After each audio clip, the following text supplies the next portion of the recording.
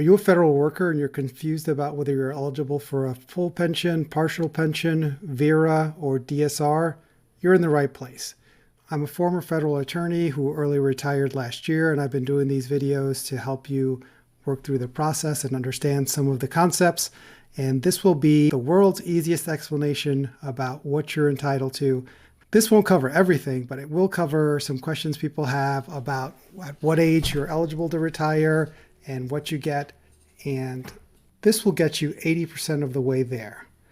So I know a lot of this stuff is very confusing, and when you're dealing with something that's very confusing and intricate, a lot of times the best thing to do is invert it, start backwards. So I've thought about different ways about how to explain this, and I think the easiest way is to start backwards by years of service and walk back through there, and then you'll understand the whole thing backward and forward.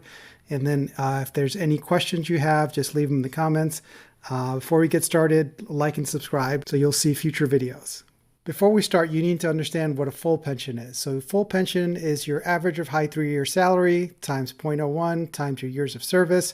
So if you made $100,000 average for the past 3 years, you have 20 years of service, that would be $20,000 full pension per year. And if you stay till 62, that would be 1.1. So to understand if you're entitled to a full pension, a reduced pension, or no pension, let's start at the top. Do you have 30 years of federal service? If no, we'll move on.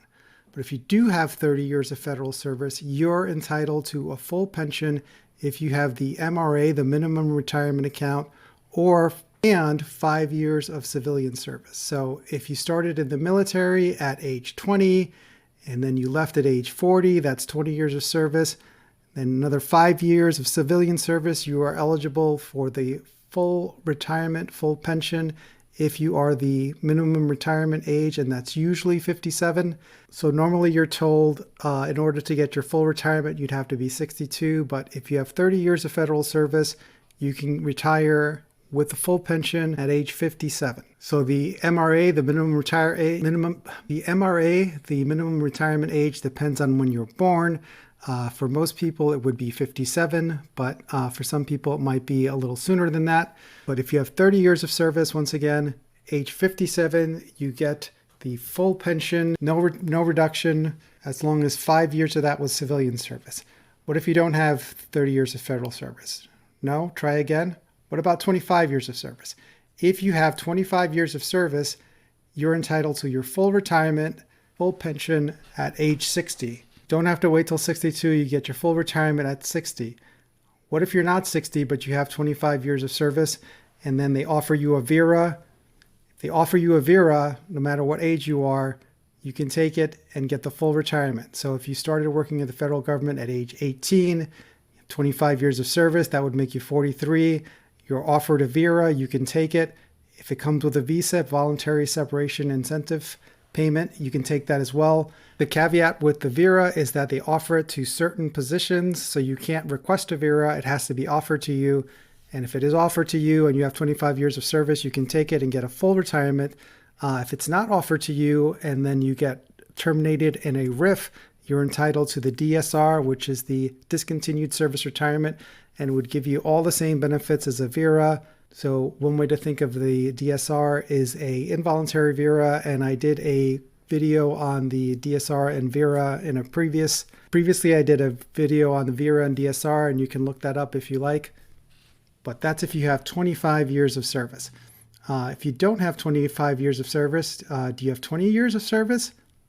If you do, you're entitled to a full pension if you're 60 years of age. So again, you don't have to wait till 62.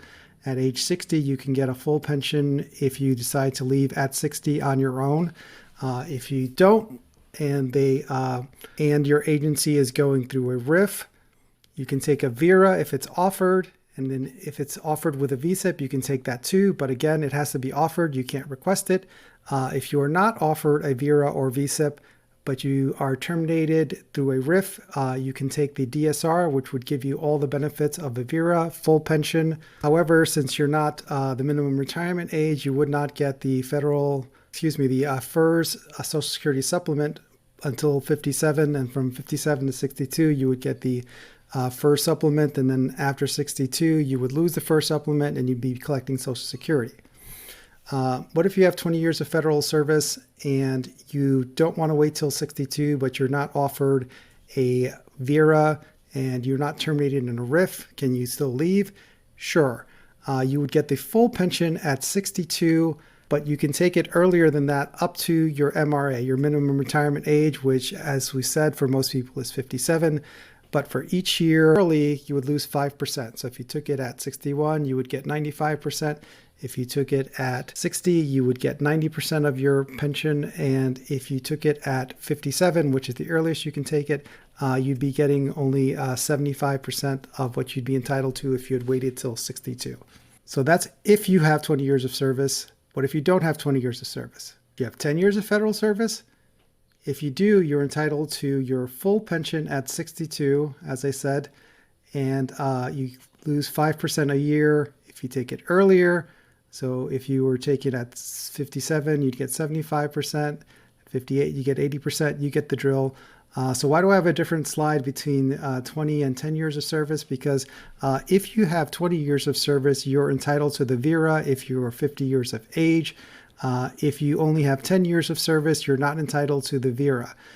So, you would get the full pension at 62, you get a reduced pension up till 57, but you don't get the VERA no matter what age you are if you don't have 20 years of service.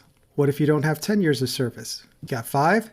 If you got 5 years of service, you do get your pension at 62, but you're not entitled to take it early. So if you had 10 years of service and you want to take it earlier at 57, 58, you can do that. But if you only have 5 years of service, you'd have to wait till 62, and then you would get your full pension based on your high 3 times 5 years or 4 years of service. And again, you'd have to wait till 62 to get that. So I'm not going to go over deferred or postponed retirements because that is a separate issue and it's kind of complicated. And I'll do a separate video on that, but I just wanted to put a quick video out because a lot of people in the comments have had questions about when you're eligible for full retirement, when you're eligible for reduced retirement. And I figured this one video going backwards is the easy way to understand it because I thought of different ways to explain it and it gets very complicated. And the easiest way is to start backwards and go forwards.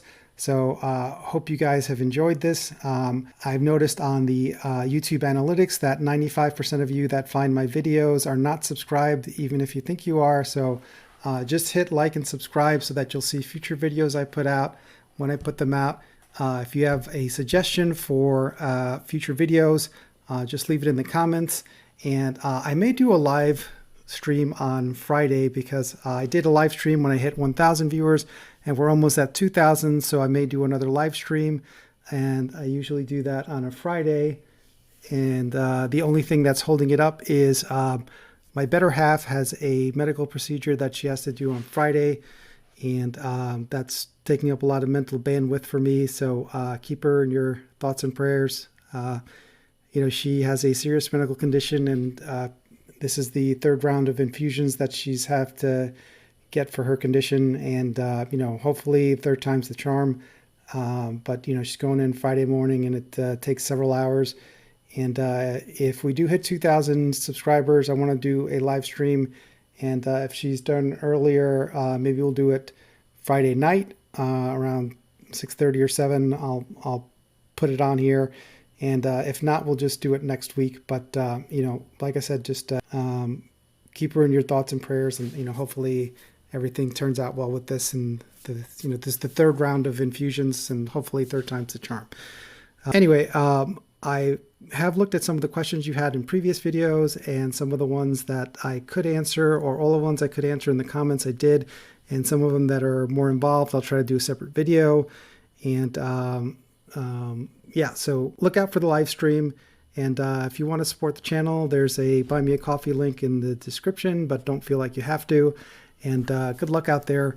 I know that some people this week who were erroneously fired or wrongfully fired, the judge has ordered them back to work in 19 states and the District of Columbia, but his order only applies to those 19 states because they were the 19 states that were included in the lawsuit. So hopefully some of you are encouraged by that, knowing that the horrible illegal things that they're doing to you are notwithstanding the courts. And even though justice takes the time to work its magic, eventually it'll get there. They say in law school, the wheels of justice grind slowly, but they grind exceedingly fine. So you will all hopefully have justice soon. And good luck to you guys out there.